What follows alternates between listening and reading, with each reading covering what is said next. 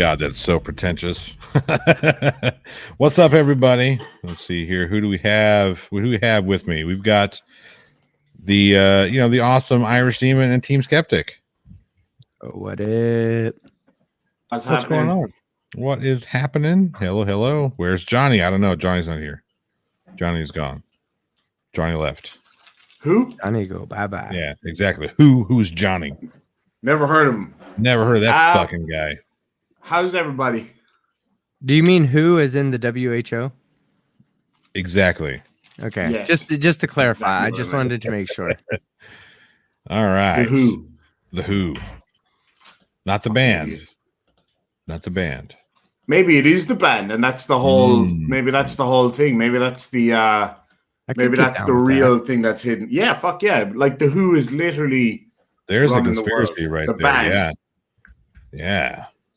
There we go. So like Dr. Fauci is actually like Roger Daltrey, just with a wig on. There you go. That's exactly what it is. That's what's going on. All right, so I figured I'd get everybody on here. I found some videos that Irish Demon probably hasn't seen yet. So I wanted to get some reactions. Fuck yes. All right. I think we should just get right into this. What do you think? I think I agree. All right, here we go.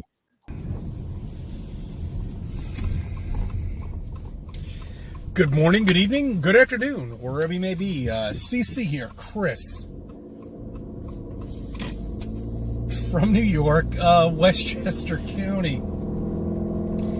It's 3/24/21.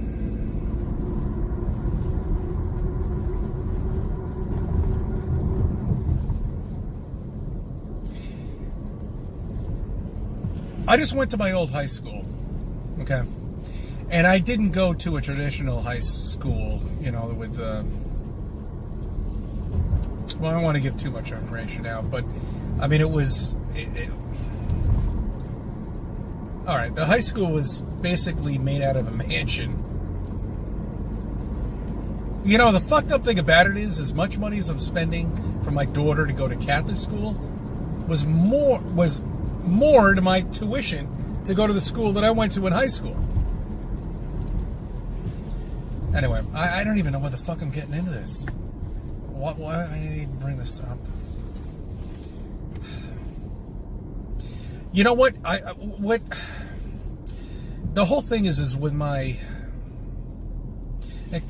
It goes back. It goes way back. So you guys make sure and unmute yourselves. Oh, I'm sorry. Like I said, let me know if you've seen this one. Oh, he must be in a big I didn't even know I was muted. I was rush. talking Yes, like the you whole are. time. I had no idea you were. Yeah. That's good. That's a great example you set. You have seen this one, haven't you?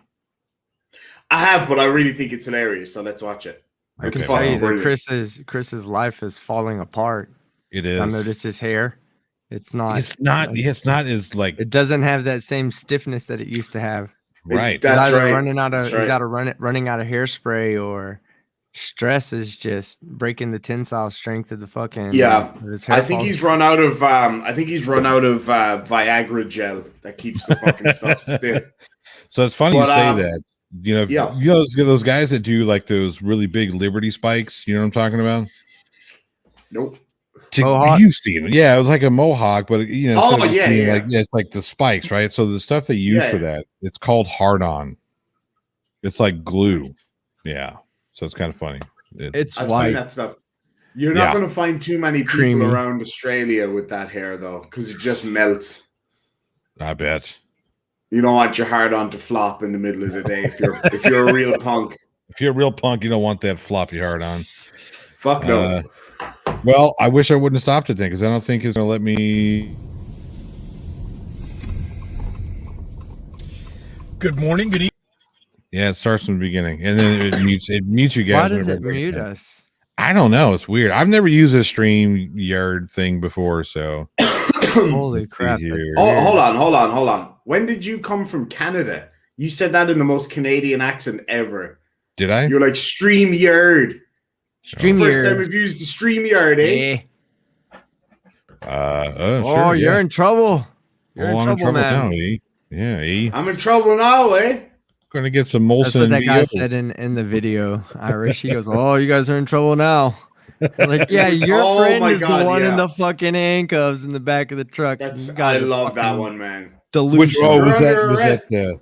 That little guy. That little guy's so I'm cute. taking you into custody, eh? Hey, I wanted to. Good luck hey, with that. But I know we got a video to finish, but before we go on to the next video, I want to chat with Demon about his last video real quick. Okay. Which one? Don't fucking worry about it. We'll talk about it in a second. We're trying to be anticipatory. Ooh, could you with your big word talkings? Word talkings.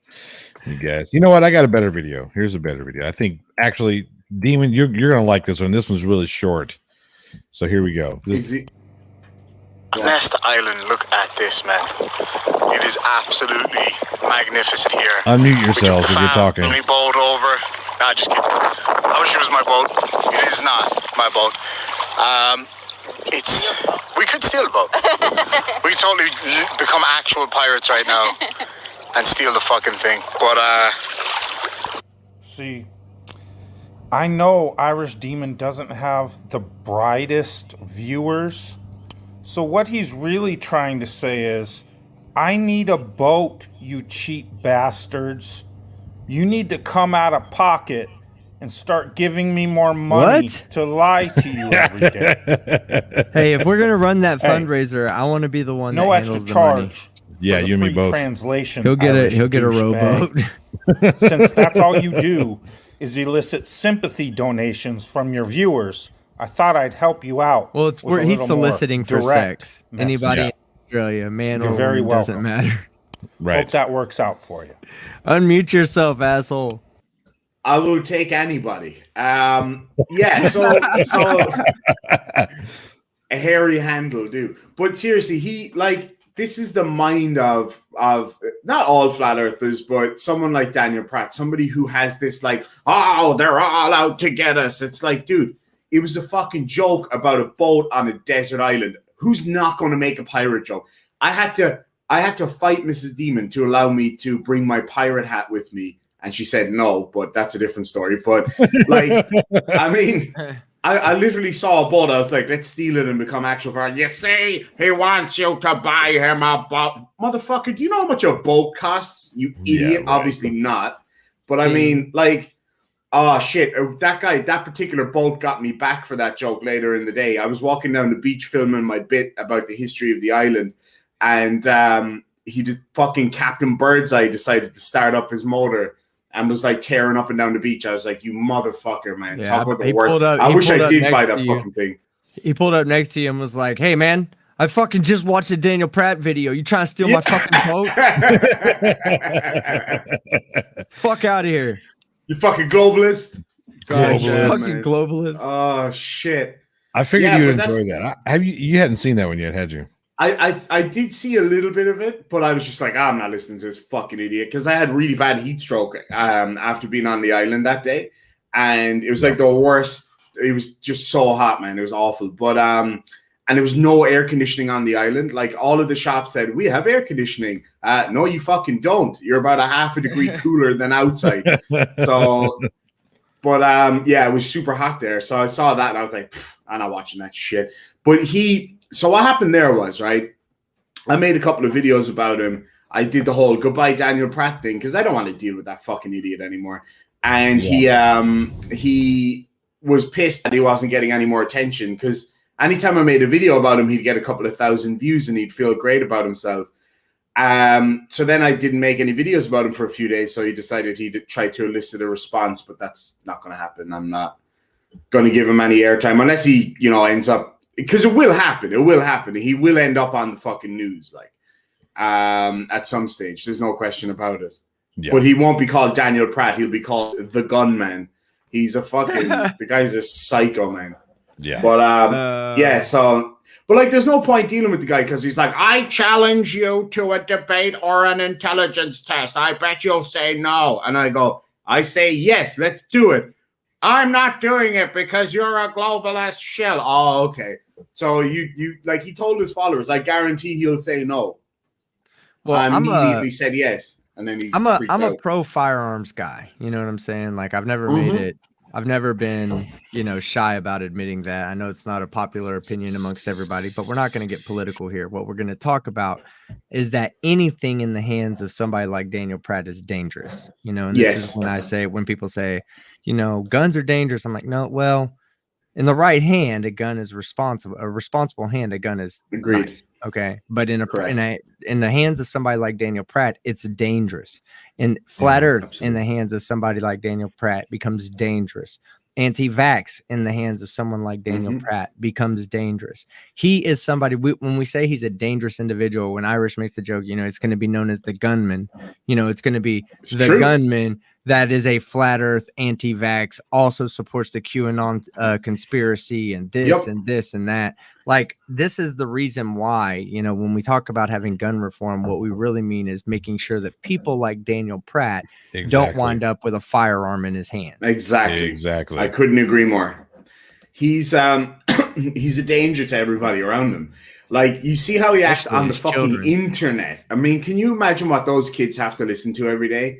Like, it's just it's disgusting. I wonder, man. Like, I wonder it's if unreal. his kids tell their friends that their dad has a YouTube channel, because that's obviously going to be something that they're gonna be like, Exactly, oh, really? man. Let me see it. So it makes me wonder, do those kids walk around and be like, hey, my dad's dumb as fuck and he has a YouTube channel here. Check him out. Earth's flat. No, they probably don't. They probably tried to avoid. They probably started that at one time, and now they'll forever be known as the Flat Earthers kids. Or he doesn't tell anybody. He might not tell anybody in his real life. But then again, he doxed himself recently, and somebody sent him a dick card. Beautiful, and, beautiful. It was the funniest thing. I've been watching YouTube for years. Despite the fact that they demonetized me, I still use YouTube Premium because I watch a lot of YouTube. I don't want to sit through ads. But that was without a doubt the funniest thing I've ever seen on YouTube. To see his face, and then he opened the card and the dick pops up. I was like, and he that looks is the funniest over shit. the card. Like, as he does it, he looks over the card. Like, he wants you to see so much that he blocks his face out. He realizes it and tries to correct it by just getting his eyes over the top of the card.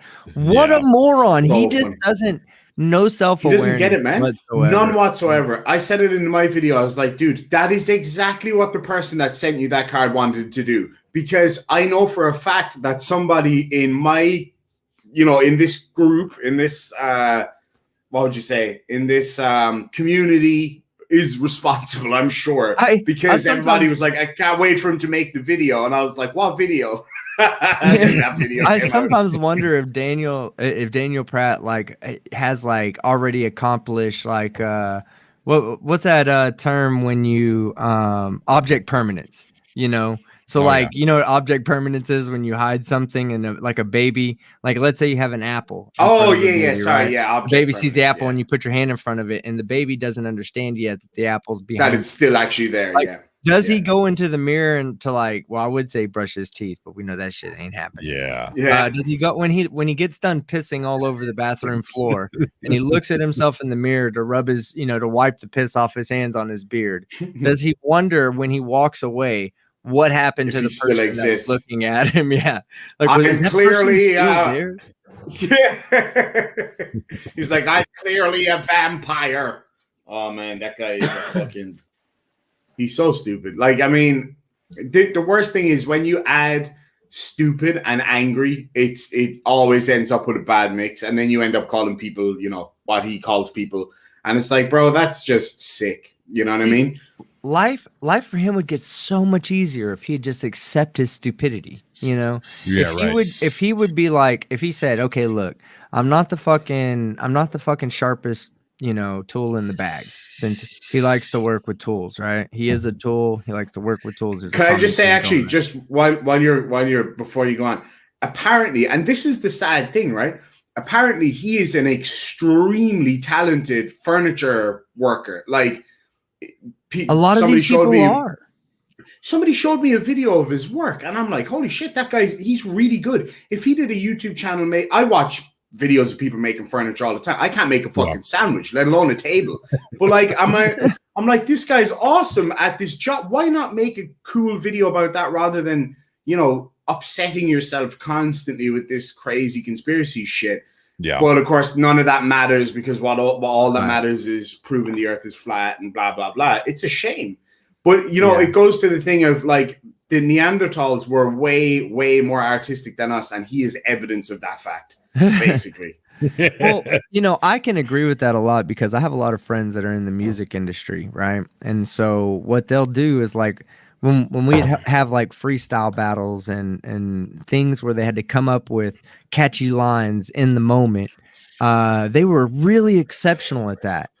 Yeah. Give them basic fucking arithmetic and they struggled. And it was weird. It was like, it's not every artist, of course. I mean, there's a lot of intelligent artists out there. There's people that are, you know, have both intelligence, like the ability to absorb education and information, and are artistic as well. So I don't want to knock every artist, but there's a lot of them out there that their brains just think differently than those of us that aren't artistic. I can't draw a circle. I can't even get close.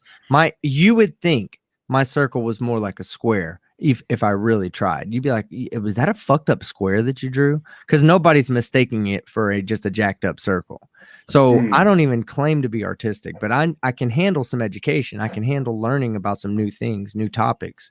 And you know, just it really does go in line with people like Daniel Pratt, who might have an artistic skill, even a skill set, you know, instead of just calling it a hobby, having something that they can, you know, put to work and make some money with, and not just make money as a job, but goddamn, there's all kinds of fucking DIY wood stuff that blows up on YouTube. All those DIY stuff that looks cool. Yeah, man. He has a future that he could pursue that's probably based on something that he might be good at, but yet he's so fucking stupid. He's so he chooses to talk about fucking flat Earth. Like I know one guy, I can't remember the channel name. It's been a long time since I've watched it, to be quite honest. But this guy, I can't remember his name, but he's a furniture maker, and he told his story on a stream one time, and he was talking about how, you know, he grew up illiterate. He grew up not having anybody around him that was able to educate him properly. But one skill that he learned was how to make furniture, and he makes some of the most magnificent furniture I've ever seen. The man can barely read and write. His spoken English isn't great, but he is one of the most incredible furniture makers that I've ever seen. And he makes YouTube videos and he makes millions of dollars a year because of it. And I'm like, that's evidence that you can still do great things without an education. You just have to have the right attitude. It's been proven in psychology. It's been proven the number one defining factor of somebody who is successful and somebody who isn't luck. It isn't necessarily ability or practice or training. It's persistence. If you're really, really, really good at something, but you're not persistent, you will never get anywhere with it unless you get lucky. But persistence is everything. But if you persist at something stupid, you're not going to go anywhere. You need somebody to tell you what you're doing is stupid. You need to do this instead. And that's just it. Persistence is everything. Unless you're absolutely shit, in which case. Well, then you're. So if you're Irish Demon, I was good. I was looking at the best way to say that. And he just fucking went out there and let me just fix my glasses, fuckers. I can't look. I haven't gone and got my glasses yet, which I intend on doing. So I can't even tell whether you had your middle finger up or your finger guns up. So who's my dick? There we go. Now, well, it definitely wasn't the size of a toothpick. So there you go. God damn! Look at that fucking hot dog finger. Yeah, it was. It's like a sausage. The ladies love it. Call you banana hands. Banana hands. All right, so here's how many do we have watching right now? We got 56 watching. I hope here's a good one. I hope you like this one here. Not this one. Fuck that guy. Let's see. See that guy right there? Fuck that guy. That was a really funny video, though, Johnny. Shut up.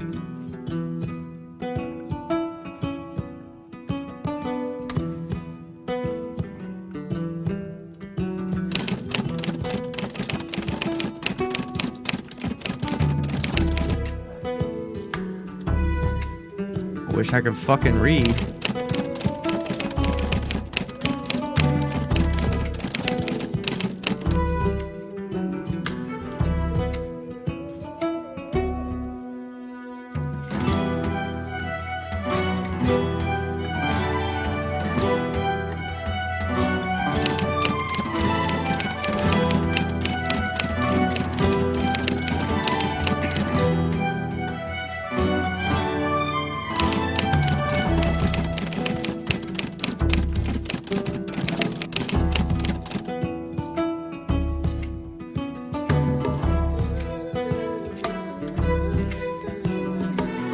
Mrs. Demon, we know times have been stressful for Sean, and as his wife, I'm sure they've been stressful for you also. But we just want to let you know that as a community, we're here not only to support Sean, but to support you, especially for letting him come out and play. And besides, I'm sure you're going to be a better content creator than he is. But we'll just keep that between us. Hey Damon, you got a lot of support behind you here. It's just a minor setback in your YouTube career. You're going to get through it. We're with you, Big D. Demon. Can I do it again? Irish Demon, hang in there. The community is with you. Stay strong.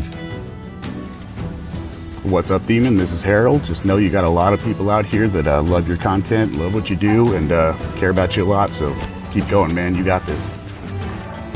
Good morning, good afternoon, good evening. CC here, Cat Bobcat. Demon, keep up the work. We're with you all the way, dude.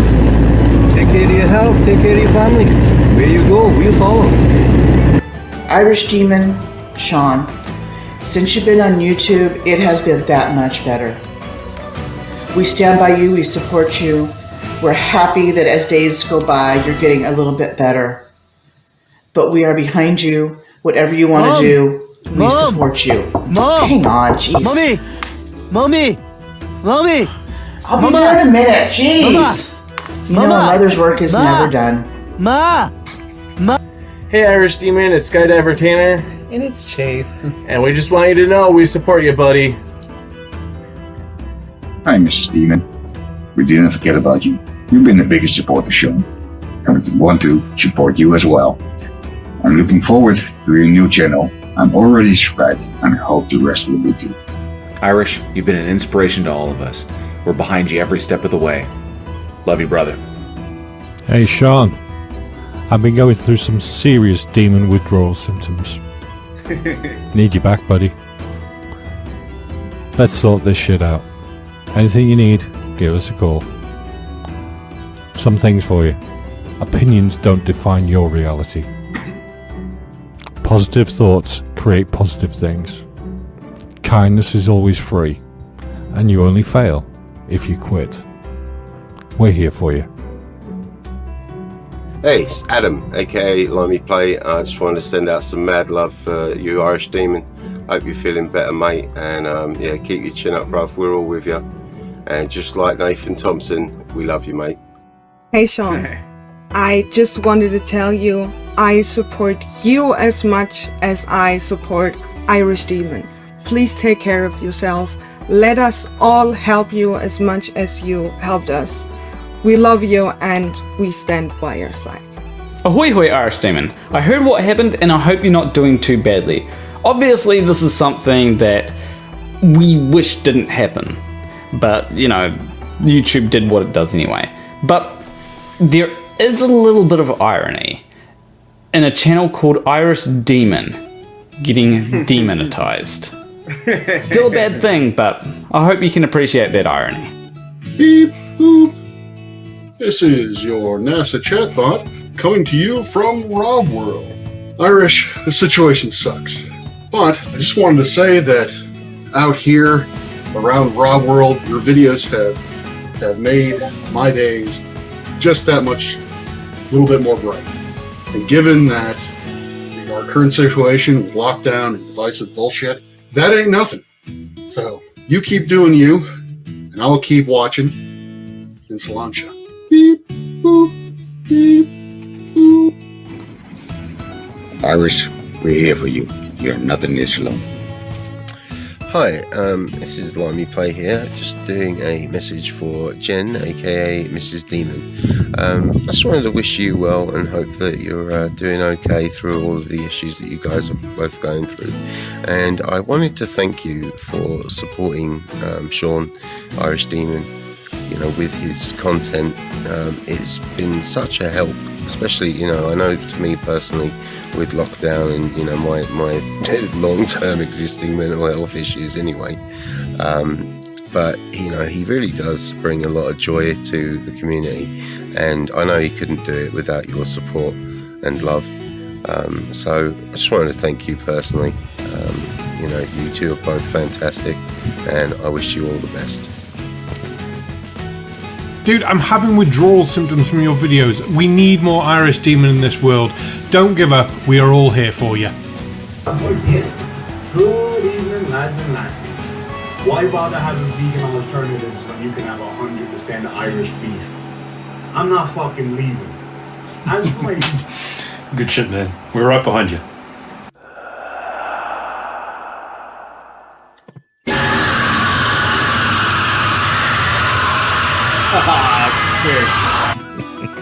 Demon, we love you, man. We're here for you. This one's for you. Ah, fuck it. That's what I'm talking about. Hey, Irish. No matter how bad it gets you, it'll be as bad as tame as it comes. Stay strong, brother.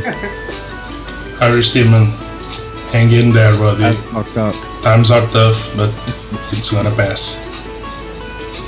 Take care. Aye, don't be a vagina. Keep the fight going. I know you're not Australian, but you're living in Australia, so I figured I'd give you a shitty Australian accent. Hey, Cass here, and I also wanted to show my support to Irish Demon, who, in his short time on YouTube, has not only made an excellent YouTube channel with engaging videos, but he's also tackled some really important subjects, and he's gone a long way to try and undo some of the damage that, if we're all honest with ourselves, YouTube are responsible for. Without YouTube pushing misinformation like the Flat Earth videos that they did a couple of years ago, we wouldn't have had hundreds of thousands of people being dragged down rabbit holes to the point where these days we have people protesting on the streets because they don't believe viruses exist. YouTube have got a lot to answer for, and it's good that they've realised that misinformation needs to be dealt with.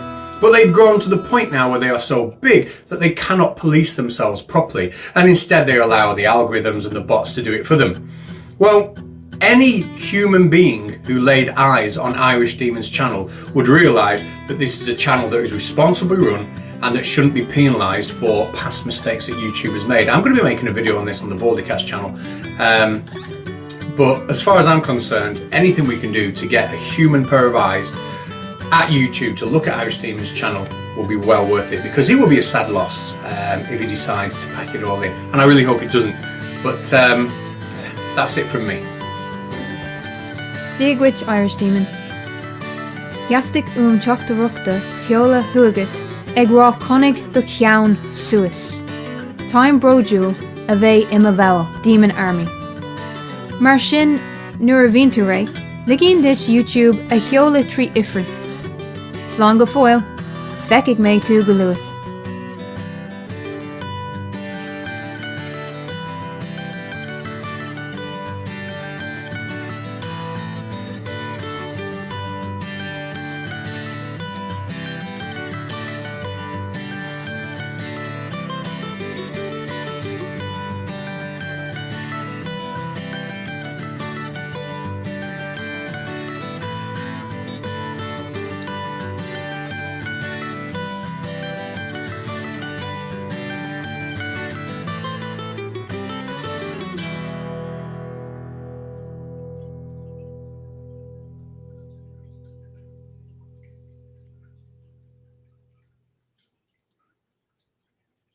That was awesome, guys. Thanks so much. I really appreciate it.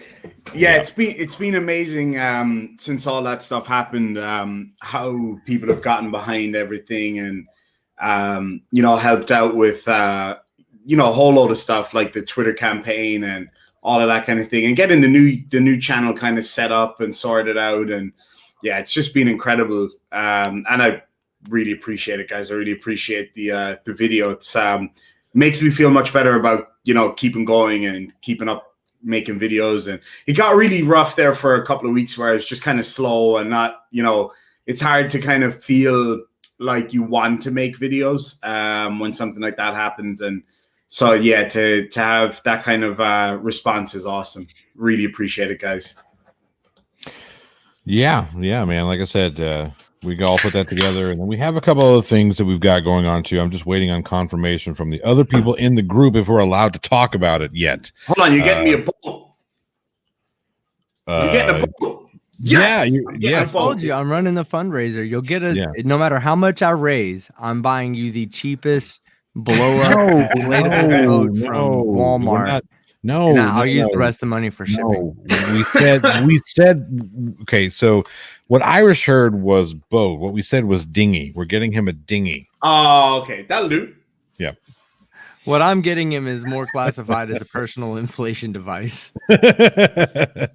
So Global Mom says I'm not allowed to release the rest of the information, so you just have to wait for that one. But yeah, we got together, and there were other people I'm sure who wanted to contribute, but they weren't able to get it in. That happens. She said, "Yep." That's what she said. But yeah, that's what we're here for. Not all those other Thanks so stupid much, videos. guys. Yeah. I really appreciate it, guys. So how many people are watching right now? Because I got to take a poll real quick. Hold on. It's actually 67. exactly 69, which is awesome. 69. Okay, so we'll go with 69, even though Johnny just lied. Hold on. I did. Well, I've got two different numbers. Now it says 69. There we go. Now I'm here All right. in the chat. So now we're at. I'm the 69th person. That's amazing. That's exactly what the fuck I wanted to do. Perfect timing. Okay, so here's what we're gonna do. Well, first I have to ask Irish Demon if he's up for this. I mean, I'm not gonna volunteer you to do something and use effort. I will. For, I'll you know, volunteer. my channel or whatever. Yeah, you But absolutely will. Here's what I want to do. Okay, so I have first off. Let's take a quick tour down what's recently happened in the past couple of days with me that pushed me to make a few decisions that I'm going to be making. The first thing is I've always said that you're a great content creator. I've always said that I get behind you 100%. I don't really get behind channels that I don't believe in. It's why I'm on Johnny's channel right now, because I believe in the channel. I believe in Johnny, not just because he's going live and I want people to hear my voice. If that was the case, I'd be just charging. Instead I'm here because I believe in him, and I wouldn't charge. I just wouldn't come on. I believe in you too, Irish Demon. I believe in Brainy Beaver. I believe in Radical, Conspiracy Cats, Creaky. These are all people that I support, and even FTFE. These are all people I support and would, do the same thing for them as I'm doing for Johnny right now. But because of your situation, I kind of want to do something a little different with you. First things first, I recorded a video last night. It was up in the thing waiting to be greened and whatever, and it didn't get greened, not yet. I pulled that video down. Number one, I got a few things wrong in the video that I would have never known that I got wrong until I watched your video today. So, which was on the Irish Demon Reloaded channel. I wasn't subscribed yet. I am now, of course, but I wasn't subscribed yet. Good. So it got recommended to me. I don't know how it got recommended to me, but hey, that's great. That means it's recommending it That to is people, good. So I went ahead and watched it, subscribed and whatnot, and it was the same video that I was covering. Now, you know me, I've always been a big proponent of having all of us doing similar videos because it helps promote each other. Yeah, So people algorithm. watch my video Yeah. and it'll take them to your video or Johnny's video. So, and especially when you're covering the same thing, people want different opinions. And today, when I was watching your video, I really, really enjoyed your video. And it was the video Cheers. of that, the 4'2" guy, whatever the fuck. Oh yeah, yeah. So I was watching that video and it made me have to actually go back and remove my video because I got a few things wrong. Things that in my version of the video, I just wasn't aware of everything, that there was a longer version. So seeing yours made me more aware of something. And I pulled it, I pulled my video down so I could make a longer version and get the things I got wrong, get them correct. So I wanted to say I appreciate that. I appreciate that very much. And it's one thing I tell anybody who's trying to be a creator: look at somebody that you enjoy and you enjoy what they do, and you can learn something from them. And sometimes it'll make your channel better. So it's going to be making my channel better just by watching yours, and I appreciate that. Now, what I want to do for you to help you grow is as long as you're okay with this, I'm getting ready to release my video. He's got a spread. He's got a new 12-month calendar spread of only Team Skeptic. It's the top 12 images from his OnlyFans. Yeah, exactly. Oh God, that's going to help. That's going to help you grow. God help you. That will help you grow. I'm giving you the right. I'm growing even thinking about it. Exactly. Yeah, that's the type of growth we're looking for. Here's what I want to do, right? So I have my video that I'm going to have to re-record, which I'll probably get to that tomorrow night. So it's going to be, I'll be putting out my video on day after tomorrow, I say. I'd like to give you a video that I intend on covering and allow you to cover it for yourself or cover it on my channel. I don't want to mirror it because mirrors never do anything for another creator, no matter what anybody says. I just want you to create a video for my channel so that I can help bring awareness to your smaller channel, you know, like the Sounds Irish great, Demon man. Reloaded one. So as long as you're okay with it, just do it Yeah, in my absolutely, man. style, but do it in your own, your own style, but my style too. Like you ain't got to call me an Sounds idiot good. all the time. As you know, I've kind of stopped doing that. But Yeah. if you just do it like that, and then we can add the dingers to it, put a dinger counter on it, and Sounds good, you're man. basically just replacing me for that video. And I want to I'll release do it. that like 2 days after that. So you'd have about 3 or 4 days to knock out the video, and hopefully it'll help problem. your channel, bring awareness to the Irish Demon Reloaded channel. Now the I'll question I have for definitely the do that. chat, the question I have for the chat is, do y'all want to see that? If not, I'll just cover it. If you're like, nah, Irish Demon is not that funny. I mean, I watch him to learn what not to do. Like when I tell people I learn Yeah. from their channel, it's not necessarily always a positive experience for them. Sometimes I just learn from like Irish Demon. I'm like, yeah, don't do what that fucking guy does. But Yeah. if you guys want to see that, I would love to do that because it will help your channel grow. And it's up Appreciate to it. you, man. Oh, I'm there, man. Absolutely. Just let me Alright. know what video and I'll do it. No problem. Be delighted to. Yeah, I will go ahead and I've got to clean the video up because I screen capped it.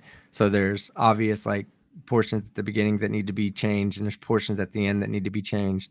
And if it's in vertical format, which it's a Karen, so probably fucking is, I'll go ahead and put my own workings on it to make it, the way I like it, so that you don't have to worry Sounds about good. doing any of that.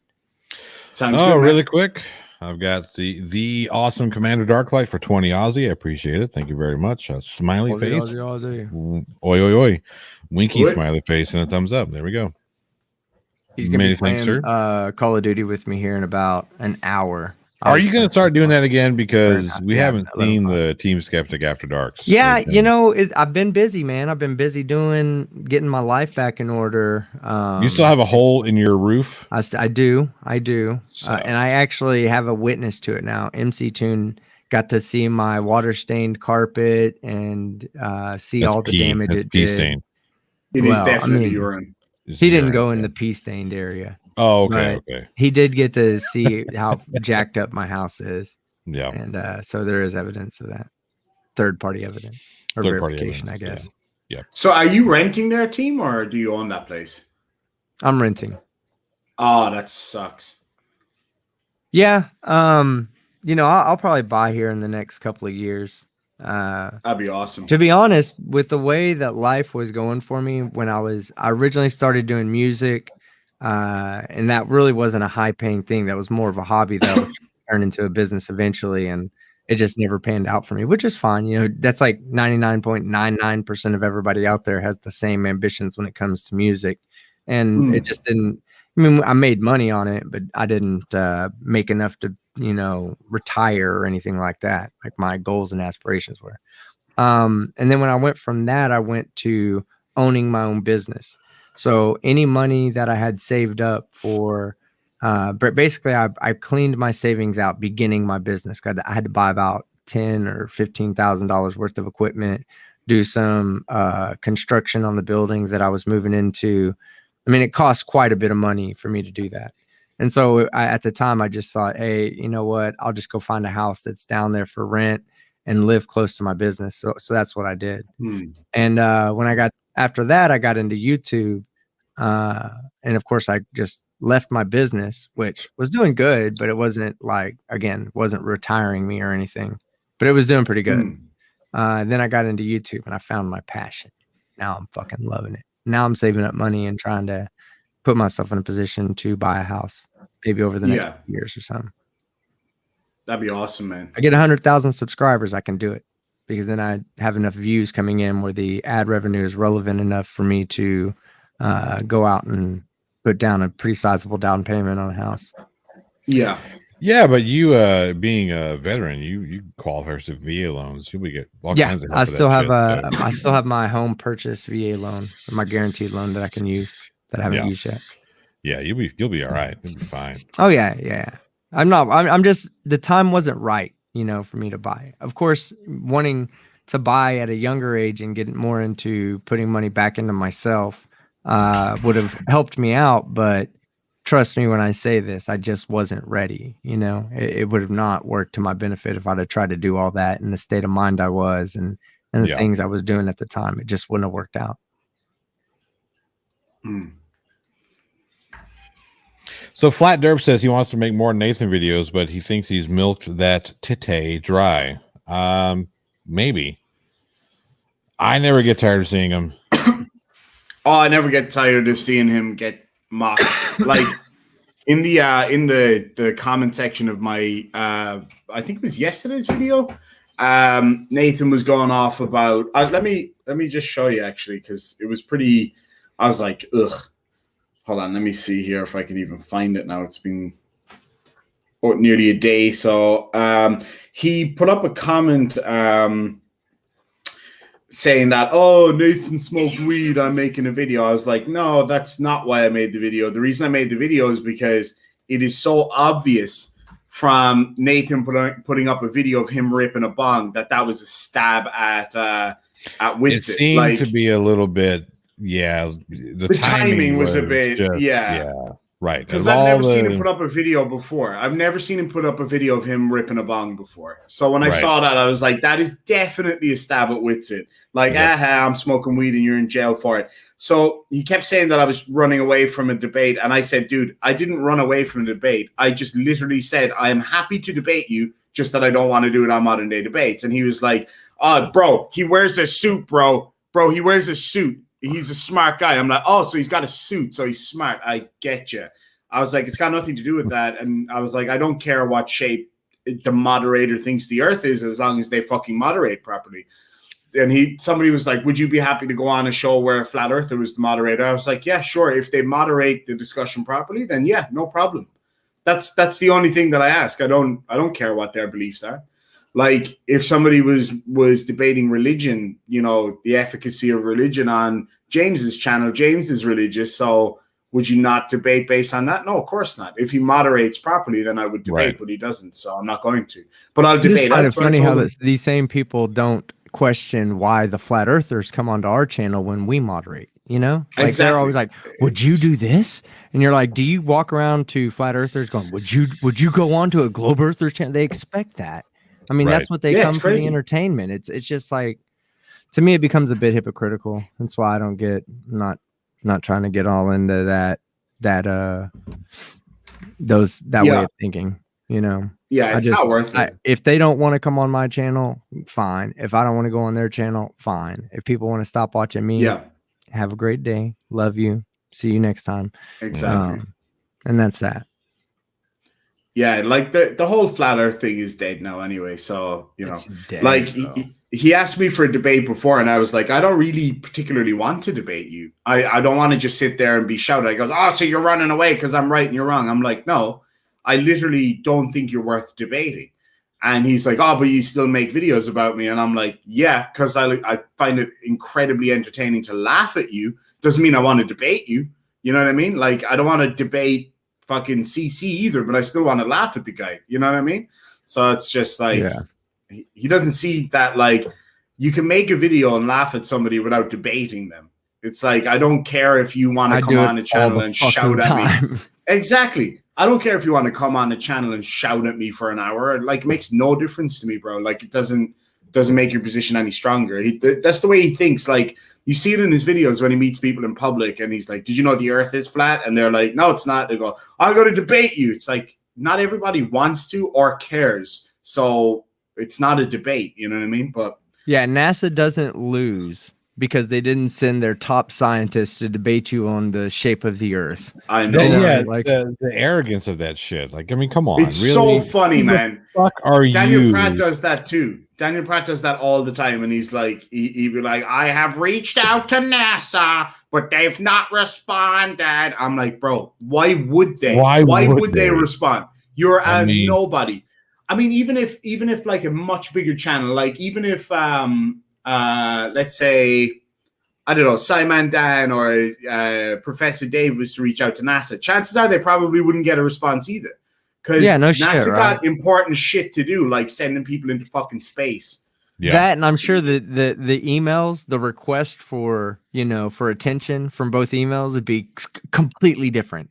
Like I would one say would, that, Simon Dan's was like, "Dear sir, dear good Yeah. sir, Dear good sir. your presence is requested on my channel on this day at this time in UK." Like I'm sure. And then Daniel Pratt's probably like, "Hey, you fucking lying, thieving son You of fucking bitches, Nazis. fucking Whoa, $50 day, fucking yeah." whoa! Don't get me demonetized, Irish. Oh yeah, shit. Sorry. That's why I spoke over him. I knew it was coming. Yeah, right. Yeah. So Dan Hatfield brings a really good point here, talking about they're clearly using horrendous racist, homophobic, anti-Semitic, accusatory, and inflammatory statements when appearing on people's strategies as a channel. I think there's some truth and some validity in that. Absolutely. I Like think Nathan did it on my channel. Yeah. When he came on and started spewing all that crap, and then he tried to do it on Team's channel, wasn't it, the other night, where he started trying to strip off and It's clear what he's doing. It's like back in the day when wrong with you, man. Like it's like back in the day when people used to prawn bomb people.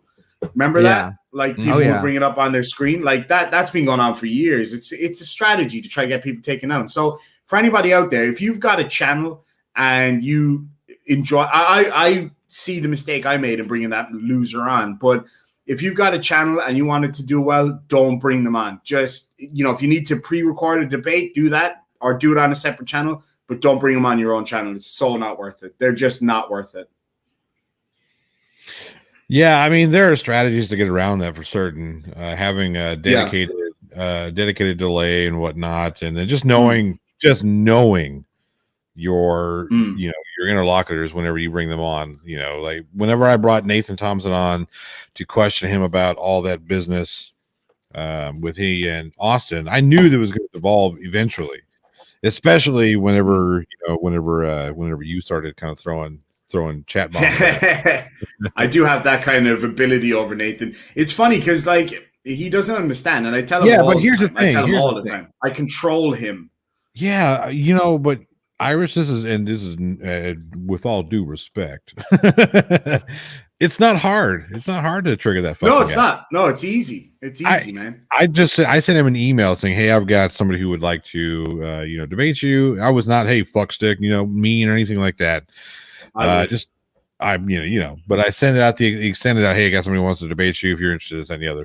"Fuck you, bro. Oh, you guys, bro." I was like, "All right, cool, man. You go do you. Go have a good life. You do you, man. Go have some more meth." Something. Yeah. My goodness. Let's see here. Chew on your steel chain. Yeah. Lick the lead paint. Yeah. Go cook some more of your dinner. And while you're at it, put your fucking door trim up. Daniel Pratt. Daniel Pratt. He has commented on that. He's commented on that so many times. I'm like, dude, do you not see that I'm just doing this to raise you, and you're falling for it every time? I always say like, "Oh, Daniel Pratt sat there in his garage with his trimless door, and he's like, you see, these people are obsessed with my door, not facts." And I'm like, bro, do you not see that we are literally doing it to mock you, and you're doing exactly what I want you to do, which is responding to it, you absolute clown. It's like when you're in school and someone's picking on you and your mom is like, "I'll just ignore him because that's what he wants." He wants, evidently his mother never told him, "Just ignore those people, little Danny boy." But he's like, "I can't ignore it. I gotta make a video." Lead mashed potatoes. What are you talking about? Yeah, with a I don't on his head every night. Yeah, I'm curious to do like a case study on Daniel Pratt to find out exactly what. I want to know who at NASA. Do you actually own a hazmat suit, or do we need to fucking have a fundraiser for? We'll have to have a fundraiser to get me a duck suit. So, but like I said, I want to know who at NASA touched him.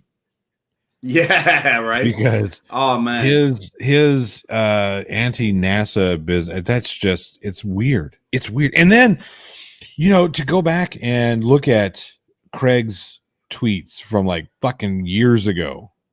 Like, dude. Yeah, it's weird, man. You don't have anything else better to do with your time than to sit there on Twitter looking up Fight the Flat Earth's 4-year-old tweets? No, he doesn't. It's so weird, man. But here's the thing. And he says that we're obsessed with him. I'm like, dude. If he did take 1 hour off of believing that the earth is flat, or at least preaching that the earth is flat, telling himself that the earth is flat, he could get that door trim fixed. That requires a solid hour of not fucking thinking about the flat Earth. He actually addressed that one video. Why would I do that? I rent the house. Exactly. Because you look like a slob. Because you live there. Yeah. Like I'm embarrassed. I was pride. embarrassed by MC Toon coming over to my house because I have a hole in my ceiling.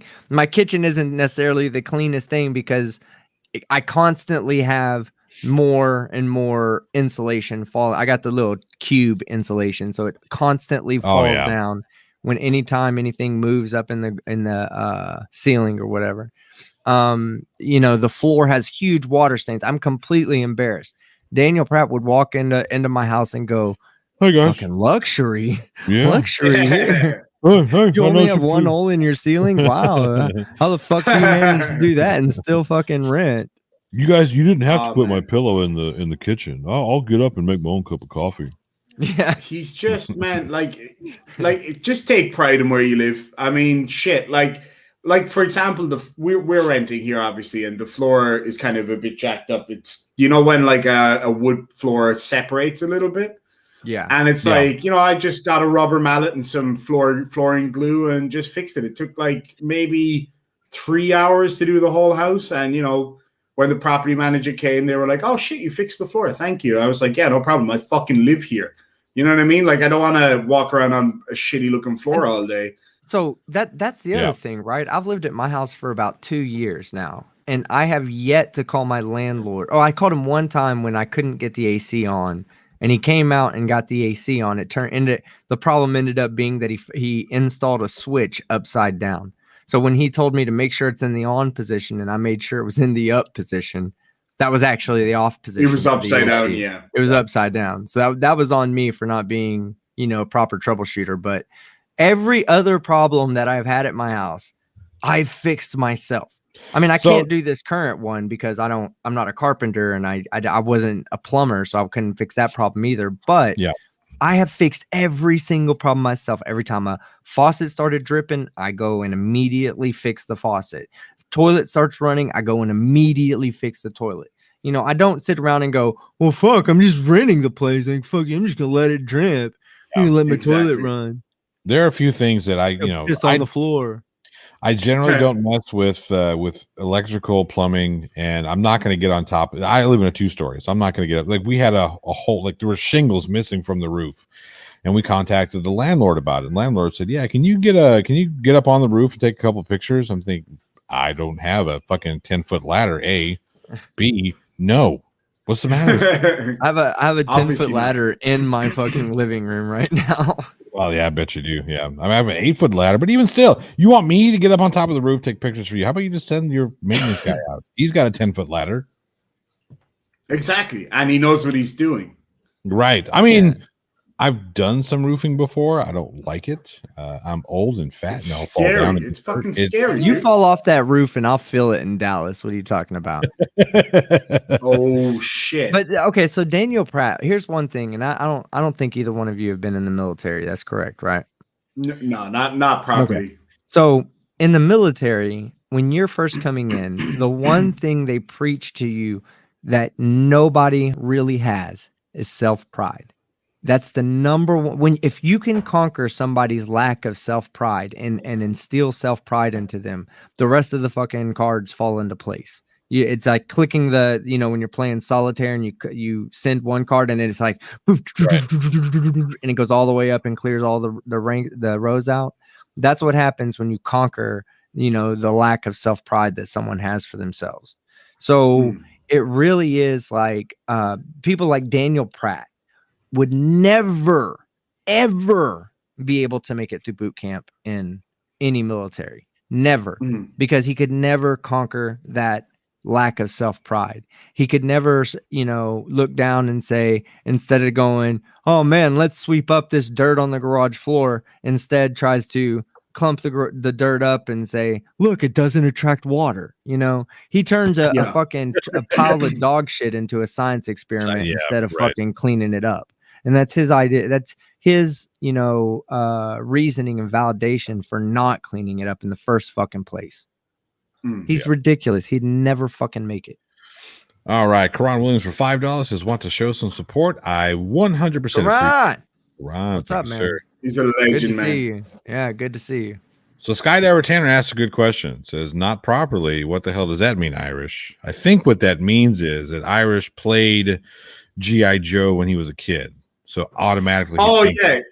So what I mean there is like reserves, and I was for a short while an officer of cadets, but that's about it really. An adult officer of cadets. So yeah, was there totally a little different. orange flag that like hung out of the front of the gun? Yeah, he used to say "fuck you, Team Skeptic" when you pulled the trigger. But yeah, so yeah, but just reserves when I was much younger, about over 10 years ago now. So, But even that, Daniel Pratt would have. No. Even that, Daniel Pratt would have never been able to do that. Oh no, even no way. They He wouldn't have a require chance. a No. certain modicum of Yeah. self-respect that he absolutely. lacks the ability to Like, fucking have. He would fail on the first day because you have to know which way to put a fucking helmet on, for example. So he would fail at that. You have to still be able to show You respect. have to tell him, senior "Hey, officers. Daniel Pratt, it's not supposed to go in your ass." Yeah, exactly. Fuck. Yeah, wrong end. I mean, he's just like you still have to. You don't go through like boot camp or anything, but you still have to do basic training. You still have to understand the chain of command, the use of force continuum, all that kind of stuff. Because you can still, as a reservist, you can still be called upon if need be. It's very rare in Ireland. Usually, people in the FCA, as it used to be called, the reserves, the RDF, they are nicknamed sandbags because usually they're only called out during floods, and that's part of the job. And I'm planning to re-enlist when I go back home once I get the weight off and stuff. They might not take me because of my vision, but they might take me because of my experience. So shouldn't be. Hopefully, we'll see how it goes. They wouldn't take me. The military here wouldn't take me. Too sexy, too much of a target.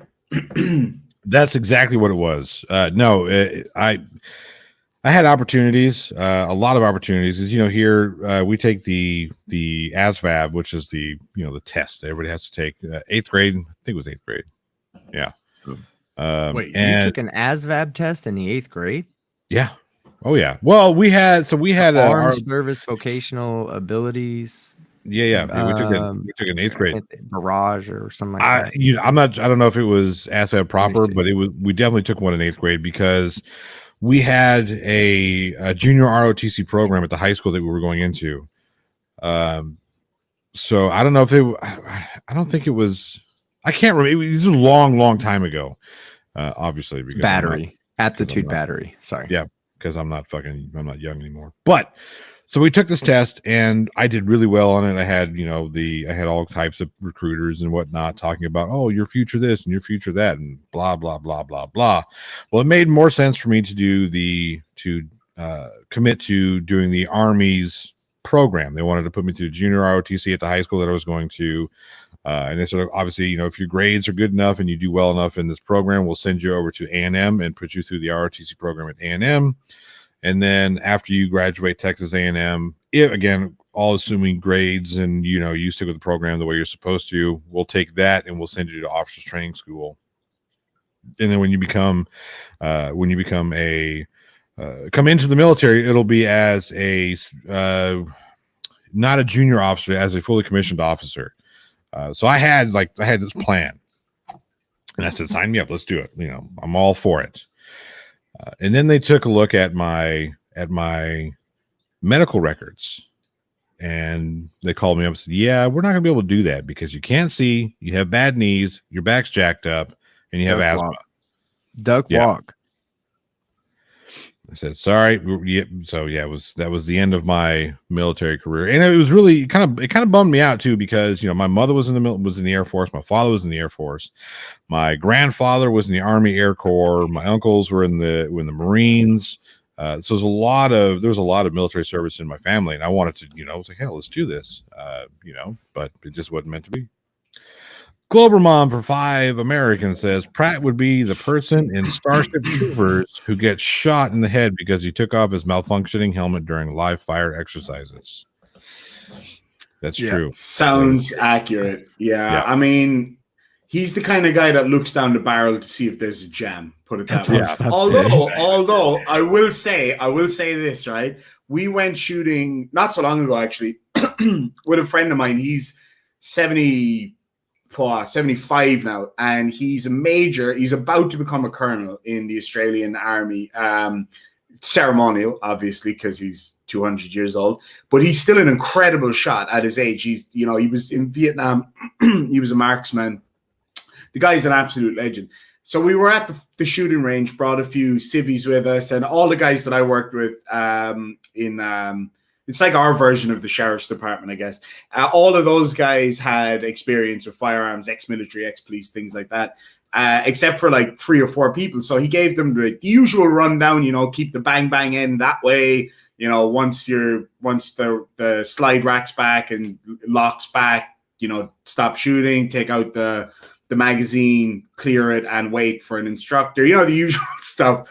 So he had I think it was a 303 Ruger rifle, beautiful rifle, and it basically was dry firing, and then he put in the magazine, racked it a few times, nothing happened. He looked straight down the barrel. The guy who just told everybody, the guy who had like 50 something years of military experience, looked right down the fucking barrel with the magazine still in the gun, and everybody's like, oh shit, because he was racking it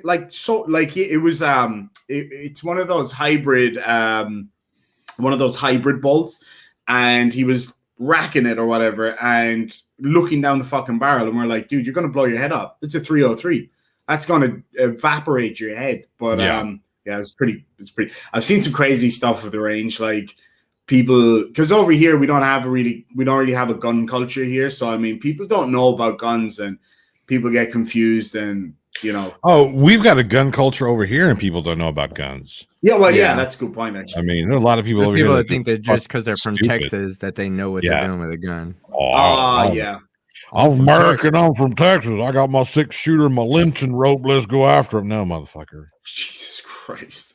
No, it's pretty crazy, man. Like you do see some stupid shit at the range. It's like God. But then at the other side of that, you also see the really super anal guys at the range that are like way over the top. It's like, you know the type, the fucking type, like tactical guys who just like try to dominate the whole range. It's like, fuck off, dude. You know what I mean?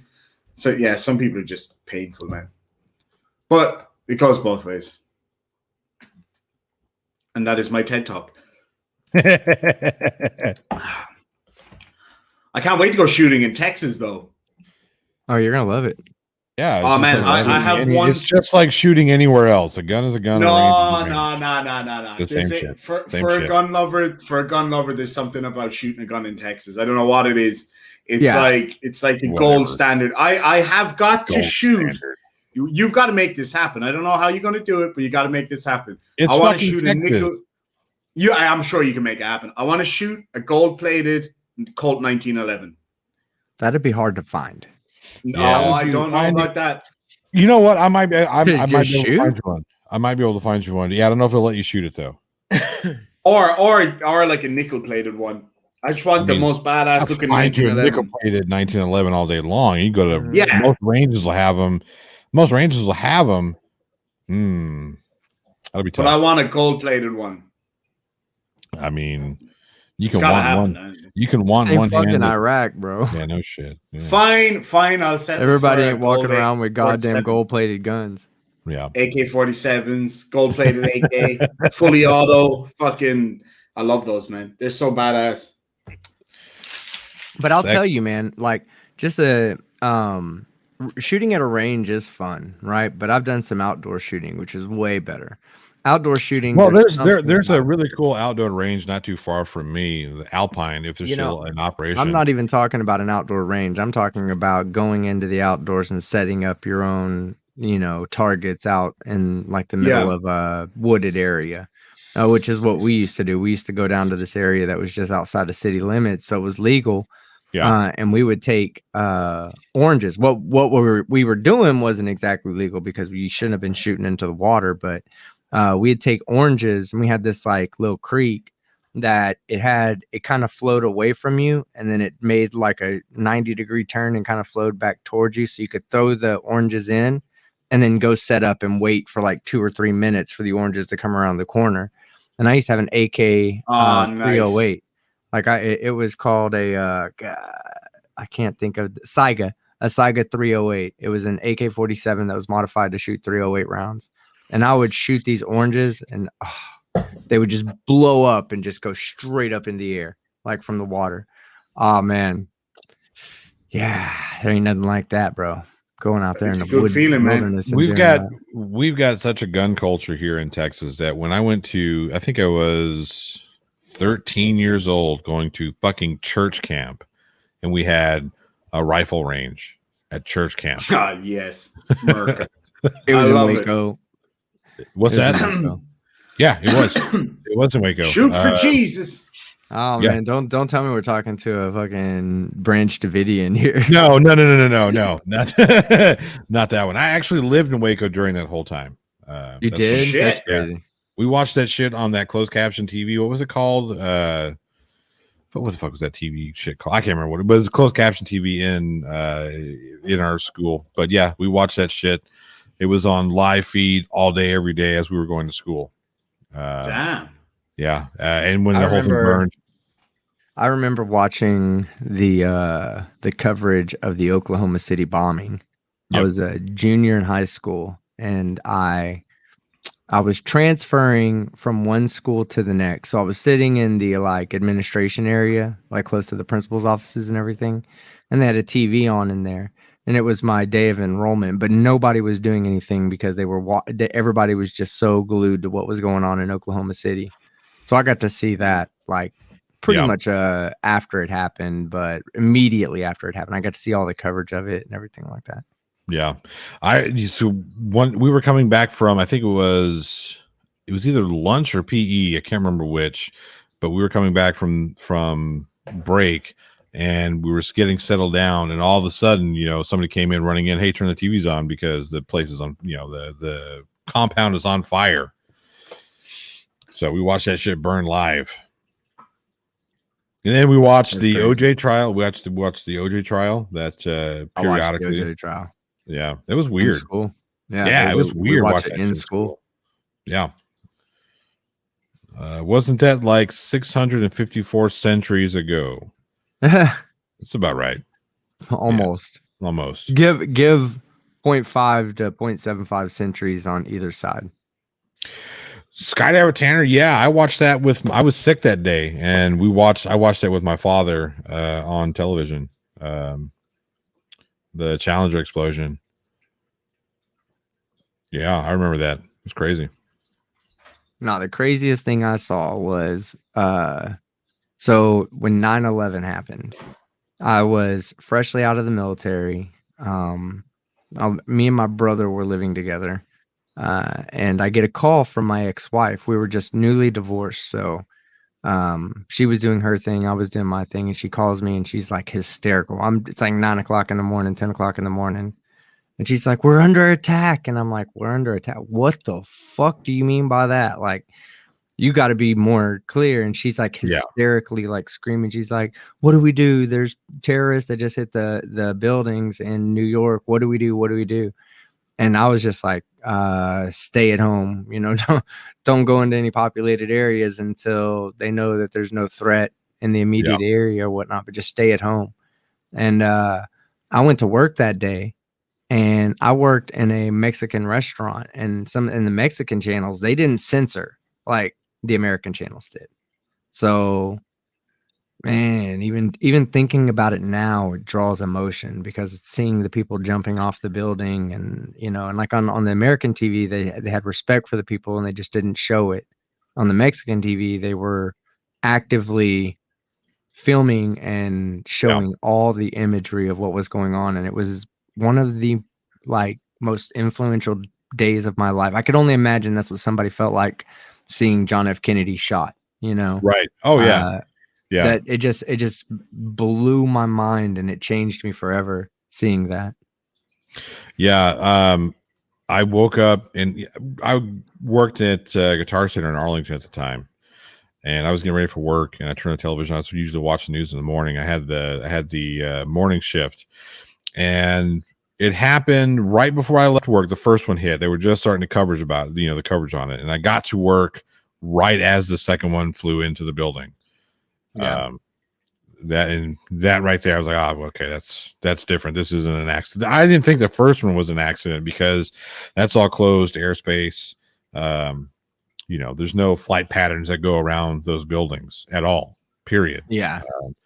So watching the second plane hit live, I was like, all right, this is cool. This is cool. We're under attack. This is what's going on. And that day was a weird day because people were still, I guess not everybody watched the news back then. They still don't watch the news. But yeah, exactly. People were coming in just completely oblivious to what was going on, trying to buy I'm here to buy a $5,000 guitar. I'm like, dude, the fuck? I'll sell it to you because I need the money. But do you not know what's going on right now? Dude, I remember that day. I remember very much that day, the entire day, because of how I was woken up to the point of what I was thinking when I went to sleep. But I was inside the restaurant, and we constantly made flour tortillas, just constantly made it. And that day, during at least the lunch portion of that day, every time someone came in, they didn't even eat. They just sat there watching the TV. Yeah. And it was just so crazy. It was one of the eeriest, I was like, wow, these people, this is going to change people as a whole. This is going to change me, I looked at, my personal safety in crowded areas or popular areas much differently now. I'm much more aware of my environment that I'm in because I learned that in the military, but at the same time, there was never any real practical use for it. I'm not in law enforcement. Right. You just take a lot of things for granted until something happens. Just like COVID, really, we took a lot of things for granted that led us to get into the position that we're in now. And moving forward, when things like this happen, because they're going to happen more and more as we get bigger and bigger in population and more condensed and in popular areas like New York and LA and Paris and London and all these places around the world. We're going to have a better understanding of what it takes to deal with it from the day one. Yeah, I don't think we really appreciate the fact of our position, right? I mean, like geographically, you know what I'm saying? Because that took a long time for that to hit us, like actual terrorism. The state, on the ground, on the ground terrorism. It's one thing, hey, this whatever but for it to actually happen, and it hasn't happened. Right, it hasn't happened since. But there have been several, shootings and bombings and whatnot overseas, in London and France and whatnot. They're just so much closer. We Americans take for granted the fact that Canada. So, we're like, hey, everybody. We're sorry. We're sorry for being Canadian. The thing for me is I just need Irish Spring soap. Sorry. Yeah, sorry. we were taught in training. Our chief trainer was ex-Australian Special Forces, and he did a couple of tours of Afghan and a tour of Iraq, I think. And the one thing that always sticks with me, and it came true one day, and it does for anybody in my job. So I went through a very intensive counterterrorism training course. That was a huge part of my job because we were essentially one of the biggest targets for terrorism in our region, which is the Supreme Court and the District Court. It's been somewhere that we used to get threats every couple of weeks or whatever, and you'd have to sweep the whole building or whatever. But what he taught us is that training prepares you and experience teaches you. And that's the difference. And for me, I had all the training. I had, months of training, literally months of training. And, you learn all of these different tactics for when there's an attack and who you need to protect and where the equipment is and all that kind of stuff. And I'll never forget the first time that I actually had to put that training into use. I was brand new. I'd only been on the job for maybe 2 months. It was still wax on my handcuffs. That's how new I was. And we were in court, and it was a big murder trial. And this guy, He was actually an Islamic extremist, but the murder had nothing to do with that, if that makes sense. So there was this huge concern that there would be an attack or whatever. And in the middle of the final session of court, just before the guy was about to be found guilty, a guy stood up and started shouting Allahu Akbar, and he pulled out what looked like a gun at the time. And we were like, okay, this is it. This is the fucking one. And the thing is, there's no firearms allowed in the courtroom. So none of the officers in the courtroom are armed because, you don't want firearms anywhere near the court in any capacity. But it just showed a massive flaw. It showed a massive weakness in the security. But myself and another guy, he very highly trained soldier, that guy, we jumped over the dock because we were both sitting there holding the prisoner. And the female officer that was with us, she put her arms around the prisoner, took him down to the ground to protect him. We literally jumped over the dock like a couple of dolphins and took the guy down, disarmed him. And I got the gun out of his hand, and I knew straight away that it was a replica. It was obviously a replica because it was super light and made of plastic. But I ripped it out of his hand, and we cuffed him, dragged him away, or whatever. Police came and swarmed the building, kicked everybody out. And there was this one guy, I won't name him. He's a fucking dick. He got fired because he had an affair with a prisoner. But anyway, he was a complete knob. And he was like, "Oh, bro, why are you boys so upset? It was a fucking fake gun." I was like, "Dude, we didn't know that when we threw our bodies in front of this guy." Oh yeah, remember? We didn't know that. We thought some it was bullshit real. happened recently with that, where the prankster, everybody doing what they can for a view and a like these days, and he fucking didn't tell the people he was getting ready to prank that he was going to be running up on them with a weapon. That's right. And, I saw that. Attempting to rob them as a joke. And I don't know if it was the owner or a bystander there. I can't remember the exact story, but someone saw him coming, pulled out a gun, and killed him. And the unfortunate. And I want to say something. There's two unfortunate stories there. Number one, the jackass who fucking pulled the prank that didn't think about the repercussions of doing something as stupid as that. And number two, the person that has to live with the rest of his life with knowing that he took the life of someone else, making it worse. And even if he, maybe we don't even know that he's not struggling with validating him to himself why he killed the person when that person had no actual intent of harm, even though he didn't know it. We don't know that he doesn't see that, himself. And it's a shame.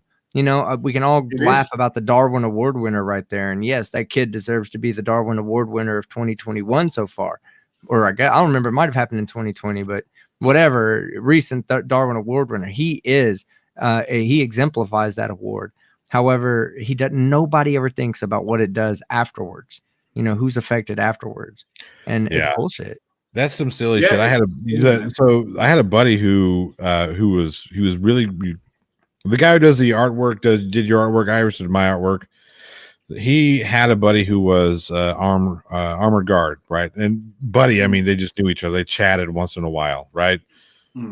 And he thought it'd be fun to bull rush him. I was like, no, don't do that. It's a bad idea. And he fucking bull rushes him. Idea.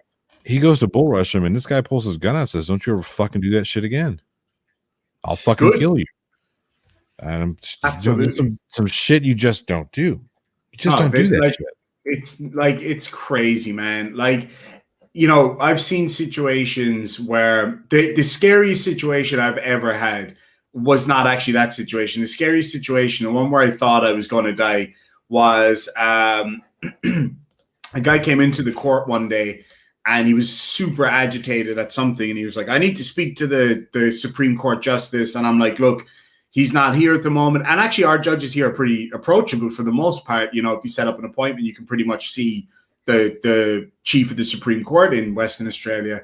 And I was assigned to as protectorate for the Supreme Court, the Chief Justice that week or whatever. And I said, "Look, so you can't see him now, but if you want to fill out this form, I can hand it to him and we can set up an appointment." And what we used to do is we put a little red mark on the end of the page when we hand it to the judge to say, "Yeah, you don't want to see this guy because he's crazy or whatever." And he was like, no, I'm going to see him right now. And I was like, look, man, I understand you're agitated over what happened because his trial went bad or whatever. I was like, but you can't see him right now. So I was like, look, if you want to put your bag through the scanner, we'll bring you into the office and fill out a form. So he's like, yeah, fine. So his bag went through the scanner. And as I was taking his bag out, I turned around and he pulled out this massive kitchen knife. And he swung at me like 2 or 3 times. And the reality of somebody coming at you with a knife is they can cover the distance between you and them very quickly, very quickly, way faster than you can draw a weapon and leave a shot off, or even worse, a taser. It takes seconds for them to get to you. And by the time you get a chance to see it happen, think about it, pull a firearm, it's too late. But I was lucky. One of my colleagues was stood right to the side of me in plain clothes because we had undercover officers throughout the building all the time. And he spotted it and he just absolutely fucking shit whipped the guy to the floor. And that was the moment that I genuinely thought, this guy's going to kill me and I'm not going to have time to react. And it's like you always things like that put you on your guard. So like what Tim was saying about how, it changes your perspective of where you are. Like when myself and Mrs. Demon go to the city for lunch or whatever, there's one place that she loves to go, but I refuse to go there because it's underground and it's like a shooting gallery. There's an upstairs area and it's really hard to get out of there and it's really, really packed. So I do not go in there. Whenever I go to a restaurant, I always sit at the back with my back against the wall. And, you kind of go, oh, that's a bit dramatic. It's not like you were in the SAS or anything. I'm like, no, it's that one incident where you realize that it can all change in a split second, changes you forever. Be you, like me, like a bailiff or a custody officer, or when I was in counterterrorism, or a cop or military, it doesn't matter if you're that or a civilian, you go through a situation like that, you're going to be on guard. Mrs. Demon always says it to me. She's like, why you keep looking at their hands? I'm like, that's because that's where the threat comes from. You got to know where people's hands are. So when I'm, somebody comes up to me on the street, oh, you got $1, bro. I'm instant. Look at the hands, look at what they've got on them before I tell them fuck off. And it's like, it does. It changes you. 100% changes you. Yeah, my wife worked for a bank and she was robbed at gunpoint. There was a note passer and there was somebody brought in a bomb. Well, it was a perceived bomb. What it was, he had a backpack with him that had we're guessing it was his laptop in there, but he passed it off as, hey, that's a bomb. So he walks in the building, he takes his backpack off and leaves it in the middle of the floor, walks up to the teller, hands the teller a note that says, hey, I've just dropped a bomb off. Give me all the money in the drawers and whatnot. And, they give him the money and whatever, and he fucks off. But he left the bag there. So the bomb squad came out, picked it up, and they went outside and blew it up. They assumed that it was his just like a laptop. But all that happened within like a 4-month period. Hell, the bomb incident happened first, and there was a little bit of a lull, and then there was another note passer. And you wouldn't think that somebody just handing a note would be so triggering of a traumatic event. Oh yeah, of course it is. It was, right? And then less than 30 days after that note passer, there was a lady who came in with a replica style pistol. And my wife says, no, I knew what she was going to do because, we greeted her on the way in. We watched her body language and we knew that she was about to rob the place. We didn't know it was going to be with a gun, but, here she is, not but 30 days later, and there's a gun pointed at her and they're getting robbed. That shit fucks people up. Oh, it does, man. Big time. I worry about Mrs. Demon because, like, it blows me away that she's not, like, got more issues over it. But, like, last week at her work, I dropped her off. I came home and she rang me. She was like, our place is in lockdown again. I was like, oh, why is that? And she said, because usually it's like if there's a, potential COVID case or something, because she works in medical legal. So she works for a company that does the assessments for people who are suing, the government or the police or whatever for injuries. And sometimes it doesn't go in the person's favor because they're just lying or whatever, but they get bomb scares every couple of weeks. And I was like, does that not really bother you? She's like, no, they're just crazies. I'm like, baby, you should probably be a little bit more concerned. So whenever that happens, I always rock up fucking, about a half an hour early to pick her up just in case there's anyone hanging around. And I get super paranoid then, and I kind of like drive around the block a few times looking for suspect kind of cars or people hanging around in the trees kind of thing. And she's not bothered by it at all. I'm like, babe, the guy last week said that he was going to go in there and bomb the joint because he didn't get what he wanted or whatever. And I was like, are you not worried about that? She was like, nah, it's just the usual crazies. I'm like, babe, I've been in situations where people have pulled actual weapons. Like, it happens. Yeah, that's the ability to disassociate the danger with her own personal safety. That's interesting. Great. Yeah. It's scary. And I said it to her, I'm like, babe, you've seen, like, a lot of these people are people who've been in prison for years and they're suing the prison for X, Y, and Z, or a lot of ex-service members who have severe PTSD. And, like we had a guy here not so long ago, an Australian sniper shot a guy and killed him from hundreds of feet away. And I'm like, this can happen. I mean, like you really need. So that was a thing. That was the thing. There was a father-son duo here in the States that were doing that in what was it, Virginia? Team, you remember that one? You're talking about the DC snipers? Yeah. Yeah, they started out, I believe, in Washington, Seattle, Washington, and traveled across the way. It was a man and his stepson. Yeah, he had actually radicalized himself and then radicalized his son. And what they would do is his son would be prone inside of the trunk, and there was a little hole out of the trunk that he could aim down on people and take a shot. And so he was driving up, and they were shooting random people at gas stations with a sniper rifle and killing them. I can't think of the guy's name. He's actually it's a pretty well-known serial killer case now, because of Muhammad and Malvo, I think, wasn't it? Something like that, yeah. But yeah, that's some scary shit, man. That was a scary one, dude. Like, and the reality is, like, it just takes one person who's gone through some serious mental health issues. And you know what? I'm going to stop you right there. I'm going to say, we got you on this here to give you this heartfelt, awesome video to make you feel good about yourselves. And we took a nosedive. It's good though. I like these conversations. Yeah, no, these are the conversations nobody has. That's why that's true. That's true. Yeah, no, everybody wants to talk about fucking peaches and puppies, and I'm over here talking about fucking DC snipers and shit. Yeah, exactly. Yeah. I mean, being prepared. Cover your ass. We could talk about peaches and puppies every now and again. I'm just saying, you know what I mean? Oh yeah, oh for sure. I like peaches and puppies. So I was gonna say, who likes peaches and puppies? But I do. Yeah. So I'm better than you though, because I like peach colored puppies. This is not. Oh wow, I like peach flavored puppies. I knew you were gonna say it. I knew it was coming. But yeah, I mean, some of the shit that goes on in this world, man. Like, look at the interaction that you were going to show us earlier, CC and that guy. Like, I know it's next to impossible to get a firearm in New York legally, but he could have been a crazy that had a firearm illegally.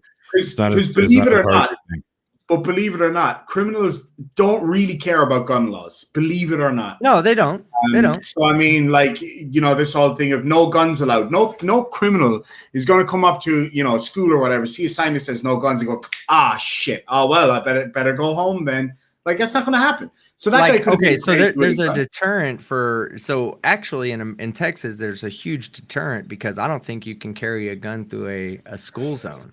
Or maybe you can't, if you're not licensed, you can't bring a gun. Bringing a gun into a school zone will result in a major charge. And if you're committing another crime in the act of doing that, it enhances that crime as well. Yeah, it's aggravated. It becomes aggravated. Aggravating, yeah. It becomes aggravated, and that is a deterrent because sometimes people are like, don't drive near the school with that gun because if we just randomly get pulled over, we're in fucking trouble. And usually the people that are carrying guns like that look like the type of people that cops just pull over all the time, But I want to speak on the gun laws because to me, I do have a slight problem with something that even I've done in the past when I was younger. I talked about that Saiga AK that I had. Well, I got that Saiga AK at the gun show. There was no registration of the sale. There was no evidence of the sale. I simply walked up to a guy who was holding a gun case, because that's what you do, at least in the Texas gun shows. If you want to sell a gun, you take it in your case and you hold it in your case, and people walk up and say, "What do you got in there?" And then you open it up and you show it off. And if it's for sale, you go, some people are just carrying around antique guns they want to show off. They're for sale for the right price, but they're just there just to show off the old school gun that they have, the old Colt that they have. But the other aspect of that is that you walk up and you find a guy with a rifle in a case and you say, "Hey, what you got there?" And he opens it up and you say, "Ooh, I like that." And he says, "Well, it's $300. And you go, "Oh, it's $300. I got 200 on me." "Oh, 250. Okay, I can come up with another 50. Here's your 250. Give me that gun." The gun's now mine. There was no transaction record whatsoever. There's no trace of that path of where that gun's been or where it's going to. And that frightens me now as an adult. Yeah. That's something that I would like to see change. Like maybe you have to register your firearms as you bring them into the gun show. So that way, when you leave, if you leave with a different firearm and not the one you came in with, they would have the ability to track that gun to the next person. So if someone else tries to leave with your gun, they say, "Oh, okay, well, this person left with this gun." Something, I know that it's not really, the way I'm explaining it's probably not feasible, but there needs to be some kind of regulation on where those guns go in random transactions like that, because that's insane. So in the state of Texas, if you don't make your living selling firearms, you don't have to perform any background checks. You can sell out of your trunk to anybody, as long as. So if I go to sell a firearm, and I did this, I sold my wife's former stepdad, whatever, my firearm whenever we had kids. So I just don't want it in the house because I don't want to take that. I don't want to take that risk. That risk, yeah. It So happens. it does, and I just boom, it's gone. So I sold the firearm to him, and all I do is, here's the gun, here's the money, cool, done. Point. It was easy. I knew. I mean, he was a police officer. So I sold a police officer a fucking firearm, which is pretty funny. Yeah, I was about to say, I'm taking notes here. It's called an ATF. But that was perfectly in the way that the law is written. That's perfectly legal, because I knew that he wasn't a criminal. I knew that he wasn't going to, or at least I had no reasonable suspicion to think that he was a criminal, or no reasonable suspicion to think that he was going to commit a crime. And that's all I have to say. I had no idea he was a criminal. What about this comment here? I want to get you guys' opinion on it. From Graham says, just stop selling guns to the random public. Nobody except the police or armed forces need guns. We get by just fine without them in the UK. Not one single school shooting since 1996. Imagine you live in the foothills of the Appalachians where there's not a police officer for 200 miles and somebody comes into your home with a gun to kill you. What do you do? Well, but here's a problem I have with that scenario. Imagine you're in the middle of downtown New York. You know how many times somebody actually comes into your home in downtown New York to kill you? It's such a rare thing to happen. So I've never liked that. Here's the thing. I don't have a problem with people owning firearms because they like them. You know what I mean? I own firearms because I like to shoot. I like to shoot the pistol. It was fun. I like to shoot. I still like to shoot. I haven't done it in forever, but I don't necessarily have a problem with people who own firearms or collect firearms. I think that's perfectly cool hobby if that's what you want to do, as long as you're doing it responsibly. I have no problem with that. The problem that I have is we don't have consistency throughout the United States when it comes to holding people responsible. Like you were talking about earlier, how difficult it is in New York to get a firearm. Well, it's difficult in New York City to get a firearm. It's difficult in Chicago to get a firearm, but it's not difficult in Illinois to get a firearm. All you got to do is get outside of Chicago, 30 minutes outside of Chicago city limits. You can legally purchase all the firearms you want. Same thing in New York. Well, I'll tell you like this. When I used to have a pistol that I would keep with me pretty much all the time. And there was one incident that happened when I was down in downtown Dallas. I was at a studio recording, and my brother was at my house, and he was watching Art of War, of all movies, right? We're talking about firearms. He was watching Art of War. Yeah. with Nicolas Cage. So, my dog starts going nuts, and my brother doesn't hear anything because it's a pretty loud ass movie. But my brother doesn't hear anything, but my dog's going nuts. So my brother gets up and checks out the place. He opens up, the bedroom door to his room, and he notices that there is a Sprite bottle on the ground that wasn't there before. It was laying on the ground. He's like, "What the fuck?" And he looks over at the window, and there's a break in the window where the bottle obviously came through. So he calls me and he's like, "What do I do?" And I was like, he says, "Do I go outside and check?" And I was like, "No, don't do that, because they could be out there waiting for you to come outside to ambush you. Just, it could be just somebody driving by the road, threw a bottle at the house. It happened to break the window. People do that stupid shit. It could happen. But the most likely scenario is probably somebody is trying to make a hole in that window so that he can reach in and unlock it, because the hole was in a very specific spot." And I was like, "He's probably going to reach in and try to unlock the window and then slide it open and come in." And I said, "So what I want you to do is go get my pistol, and I want you to sit there and watch your movie or whatever. Don't freak out. Don't have it on super loud. But if the dog starts barking again, you go in that room and you handle business." And that, sure enough, my dog, about 10 minutes later, my dog starts barking. He goes and opens the door, and there's an intruder inside of his room. And my brother pulled the pistol out, and the intruder saw it and began to move, and my brother shot at him. Now, it was irresponsible of my brother, because he didn't realize that there's somebody that lives on the other side of that wall. It's very irresponsible of him, that I wasn't like, kill that guy. I was like, handle business, like hold him at gunpoint and call the cops. But my brother, in the moment, you don't know what that guy's going to do. The guy was bigger than him, he said. The guy had come in through the window. He was obviously doing a home invasion. And my brother felt in that moment that he needed to defend himself by pulling the gun on him. And so he did. And I back that. I back that 100%. That's what guns are supposed to be there for, home defense. Guns are supposed to be personal protective items. They're, the idea, I think, of having guns in the home to begin with in the Constitution was to protect ourselves from a tyrannical government, as well as, forceful military, like oppression of the Militias public and people. stuff. Yeah. The ability to form your own militias for the state and things of that nature. I mean, there were reasons why they put it in. It wasn't just because the founding fathers were gun enthusiasts and they were like, "He ain't taking my rights away to enjoy this, this gun." Right. There was actual reasons why they gave the public the right to carry firearms, and defending the home is one of them. Now, when it goes back to the comment about England, when they say, "Yeah, we haven't had any school shootings," that's understandable, but that doesn't mean that you guys haven't had any gun violence inside of England. There's still lots of gun violence inside of England. Many people get murdered all the time from guns. They still exist there.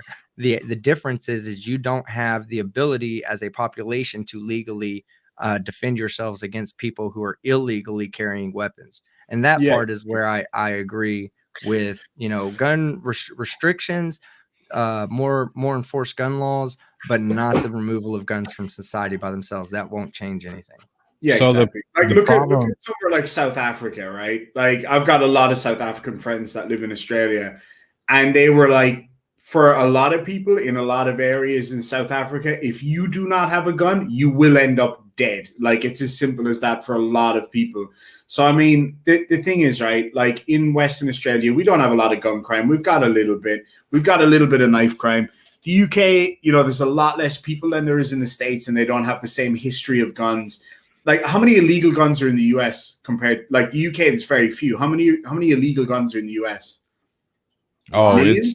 it's Millions. Yeah. Exactly. That's funny. Millions in the state of Texas, maybe. Yeah, exactly. So let's say all of you good law-abiding citizens go and you hand over your firearms because it's the good citizenly thing to do. Well, let me stop you right there. But hold on. But are all of those illegal gun holders, all of those gangs, all of those militias, all of those terrorists that have guns? Now, you might say, "Oh, that's catastrophic thinking. They're not everywhere." How many illegal gun crimes happen in the U.S. every day? How many happen in Chicago every day? I mean, come on. Iraq. Chirac, man. It happens. Chirac for a reason. The reality is, Ireland, one of the heaviest gun control countries in the world, there's still gun violence every few weeks. It happens. You know what I mean? So, yeah. So this is the reason why I wanted to stop you, is that there's no realistic way. Like everybody talks about, well, the buyback program in Australia, that's a good one. Yeah, how many guns was the buyback in Australia? It was not a lot. There wasn't very many at all, right? No. And we have a tiny We population. have right. So there are roughly 330 million Americans, right? People who live in the United States, roughly 330 million. We have 2.5 guns per American that are legally purchased. Okay. So we have over 700 million firearms just in the States, legal firearms. I'll be right back. I am listening. Yeah, no worries. And there are not everybody, obviously not everybody owns one. And there are, and I'm talking 2.5 guns per person. That includes, infants. The cat's out of the bag. There's no way to get that under control without an extreme action. Hey, Johnny. What's up? No, go ahead. I'm sorry. I thought you were coming to an end there. I was going to talk to you about a different topic that I only have a few minutes left, but somebody brought up a good point on Twitter that right now, like with the state of the economy as it is right now, do you not see it as a good time to maybe try a UBI system? Because we're already getting stimulus. The idea is like a monthly stimulus instead of the, Congress trying to come together and pass a bill to bring in money, is to go ahead and start implementing UBI in different parts of the country where it might seem to be beneficial. I mean, I'm not an advocate for immediate change of anything, because there is a, you can't say, well, let's just institute this and let's see if it works. Right. Well, what if it doesn't work? Then you really hurt a lot of people. So I'm okay with them instituting it and, slowly in different communities or different cities, different states where it's needed the most, and where the corporations could benefit from automation and things of that nature, because I see a lot of automation coming in the future. Like I'm telling you, they've got AI voice right now and AI faces that you would not know the difference if you were sitting there talking to them in a voice call. You just wouldn't. You wouldn't know whether it was really them or not them. YouTube. Excuse me. Universal basic income, Robert. That's what you got. Universal basic income. So basically, everybody over the age of 18 makes a certain amount of money that should be enough to pay for your basic necessities. Yeah. So, okay, UBI is a little bit more in depth than that. That's a good summation. Well, sure. That's like the idea. The idea is this right here. We are moving from a capitalist point of view. We're moving away from the worker in the workplace, and we're moving towards an automated workforce. For as far as the people goes, we have a large percentage of the population that's not skilled enough to be a continued worker in a system that's becoming more and more automated. So, for instance, for McDonald's, it's beneficial to pay a machine to flip burgers, because the machine's going to not mess up the burger because it's all programmed. Oh, use this, use that, use this, use that, boom, done. And it will get it right almost every time. It might need a little bit of maintenance, but that's where the skilled worker comes in. The skilled worker knows how to knows how to code the machines, build the machines, maintenance the machines. Then you have, beyond that, you'll have people like business managers who will actually have a job of dealing with the customers. Because he doesn't have a workforce, he's more inclined to be a customer service rep that's of a more experienced customer service rep. So you're really eliminating the jobs of the undereducated workforce. So what you end up getting is you get a lot of unemployment. Yes, the corporations do good because they've just eliminated a salary, and the robots they do good in the short term. In the short term, they do good. The problem with that is if you don't have a UBI, then all those people that were buying your products can no longer afford. Exactly. They can no longer afford it. So the idea behind UBI is that the government taxes the corporations for going into automation, which is fine for the corporation. See, from a corporate, like a capitalist point of view, they're like, no, they can't do that. That's the government impeding on me and my right to do my business the way I want to do it. But what it ends up doing is it really still increases the profitability of the corporation to go ahead and pay the taxes for going into automation and getting the efficiency in return. because now you don't have to deal with paying health insurance. Now you don't have to deal with sick time and paid leave and all these other things that businesses are always doing for their person. And if the person gets sick, I mean, it's crazy. The person doesn't show up, the business fails a little bit that day. Right. So you remove the human element from the you remove Irish Demon. You remove Irish Demon from the production line. But what you do is you tax the corporations to ensure that the population doesn't go into poverty. Because if you didn't, they would go into extreme poverty. There would be a select class of people that would go into extreme poverty and be caught there. So the idea behind UBI is to do a stimulus all the time and tax the businesses that are, drifting more and more into automation, and hope the only way that works is if the corporations as a whole across America do everything in their power to go into automation. Because once they do that, then the taxes that are being collected from the corporations are sufficient enough to pay the people who don't have jobs due to automation. It works. The only way that UBI can really work is if we also institute universal health care, a single payer option. Oh yeah, I could get behind that. I get free healthcare as it is from the government. So to see what I have to, I don't necessarily take advantage of it unless I'm dealing with my disability. I have a family doctor that I go to that I trust a lot more, just as from a doctor-patient perspective. I've known him for a long time, so I can go in there and talk to him, and I trust his opinions and everything like that. I know he's not just trying to make, whatever his doctor's office will make the most money on by running irrelevant tests and these things of that nature. Right. So I go to him, but I have free health care if I need it. I can absolutely go to the VA hospital and walk right in the door, and I don't pay a single penny for anything, not medicine, not tests, nothing. It's all free for me.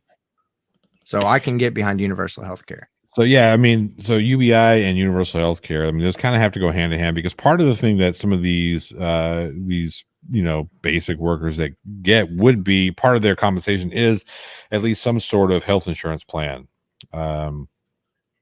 Now, the only way that something like that can happen, if they're not full time, not all the time are they required to have a health care plan for them. True. But hey, Johnny, before you get into anything else, brother, I've got to get going. I've got 10 minutes before my gaming stream starts, and I still got to set everything up.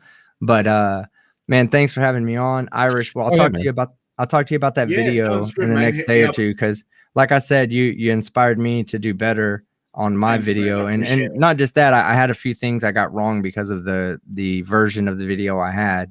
So I went the shorter is that. Did you have the Reddit version, the shorter? Yes, I actually went to TikTok I went to TikTok and screen capped it myself. So I'll be redoing that video with the longer format. But I thought that there was a cut in their stream because they didn't want to show the one guy assaulting Dave.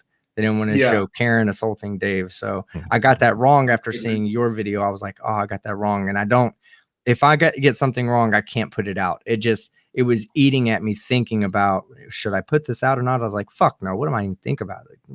I know what you mean. Just redo it, So it gives you a couple of days, and then I'll take a day or two to make my video, and we'll put them out back to back. So it'll get a lot of momentum from my past. That'd be great, man. That'd be wicked. My short, bro, my short has moved up into the top 4 videos on my channel. 170,000 views, I think. Damn. The who farted one? No. The Karen wants the citizens arrest Denise. Right now, Irish is doing 526 views an hour. Holy shit, that's good. I know, right? Fucking, I got lucky. Do you feel like it's helped your subscriber count a bit? No. Yeah, that fucking I don't know what it is about it. Maybe it's finding its feet though. The whole shorts thing. Hopefully I think what it's designed to do is designed to draw attention to your channel. So you're not going to get a lot of subscribers. You're not going to get a lot of likes. You're not going to get a lot of anything. But what you will get is people will see your channel. It might get recommended to them again in the future. That might push them to another video of yours, so they get to watch a full length one. I wouldn't stop doing them. I'd just wait until. So it's called shorts, but it's definitely a long play, right? You play the long game in that, because the more of the shorts that you get featured, the more that people watch them, the more that your channel becomes recommended. Exactly. Yeah. Robert Caswell, it kind of depends, right? So for smaller channels, it's definitely going to be about the subs to get us to a certain point where those views start racking up. But you get paid based on views, not subs. So yeah, let me answer that question with probably the realest statement you'll ever get. The most important thing is your view to sub ratio. Yep. So if you have 10,000 subs and you get 500 views per video, that is way less relevant, way less better. Like it's a much worse situation than someone who has 1,000 subs. And 1,000 subs and getting 500 views, or 1,000 subs and getting 250 views per video. So views doesn't really matter. Subs really doesn't matter, but views to subs, as far as the content creator goes, what's important is that as long as that's high, the YouTube will continuously push your videos and you'll continuously get new subs. New subs will lead to new views. New views will lead to new subs. And it's a repetitive cycle back and forth. Yep. I haven't hit that cycle yet, but one of these days I will. Anyway, team, get out here, go do your thing. We'll end this here shortly. I'll chat with you later, Demon. Hey, there's Take also care, buddy. Demon. There's also some other things I want to chat with you about on your production. Oh yeah, sounds how good, you man. doing your production stuff. So just some tips and show you some things you can do with it. You're recording it through OBS, right? Correct. Yeah. Yeah. There's a few things I'm gonna help you out with and show you that can Sounds make your good, shit a man. little bit better. All right. That'd be awesome, man. Take care, buddy. Have a good one. Yep. Cheers. All right. Well, Demon. Who the fuck was that guy? Fuck, I don't know. He was like, "Hey, can I?" Did you accidentally send a link out again? No, he was like, "Hey, can I tag along?" Really, I just need to tag along, and I need something to do. I'm feeling really down, and I don't have any meat tubes. And can you just let me? I was like, "All right, fine, fuck it, just fine, just leave this fucking guy on." Geez, just get him to stop talking. Golly. Yeah, so here's the thing. Wanted to get that video out to you, and I figured you were supposed to, like, when I saw that, but put that CC video up. He was like, "Man, I've seen this one already." I'm like, "All right, fine, let's go to the next video." I was trying to be nice. But it was a bloody good video, though. It was a fucking really funny video. So I was like, "Yeah, let's watch that shit." Yeah, that was a good one. CC Chris. Oh man, he almost starts to cry, man. I feel like he got his feelings hurt, but then he had to laugh it off, like fake laugh it off. You know what I mean? Yeah, exactly. He's something else, man. Yeah. Anyway, so yeah, we made that video just for you. There's a bunch of I'll share it later. Do you have a copy of it, or will I just grab it from this? It's unlisted, so I'll send you the link. Oh, brilliant! Yeah, I'll upload it later and say some nice things. There are other things that are going on in the background too that Global Mom says I'm not allowed to tell you about just yet. So please be a boat. Please be a boat. I told you it's a dinghy. That's fine. I'm okay with that. As long as it floats, then I'm good. I don't know. It might be too dense. Oh, yeah. I think maybe I'm too dense. That's the problem. Anyway. We got to do that. We got to start out that live stream for the tattoo, right? Let me know. So here's the thing, right? So I actually have one tattoo booked for this week, the 6th. I'm getting some of the rest of my sleeve done. That's a Wednesday. And then the next one is booked for 2 days later. I'm just getting I was going to do the live stream that day, but I decided not to. I'm going to wait till the new channel gets up in subs a little bit, and maybe till the new channel gets monetized or whatever. Then I'll do that one. Okay. So yeah, it'll be another couple of weeks, I reckon, before it'll be up to it's at 2,000 and a bit hours now. So I need to get it to 4,000, which sucks because my other channel got like 12,000 hours of view just this week. So it's like, I wish I could just transfer it over, but it's growing. Yeah. The subs are going up nice and quick now anyway. You know what kills me? What kills me is that this channel that I'm on right now, I've been doing this over a year, and your new channel you've been doing for like 2 weeks.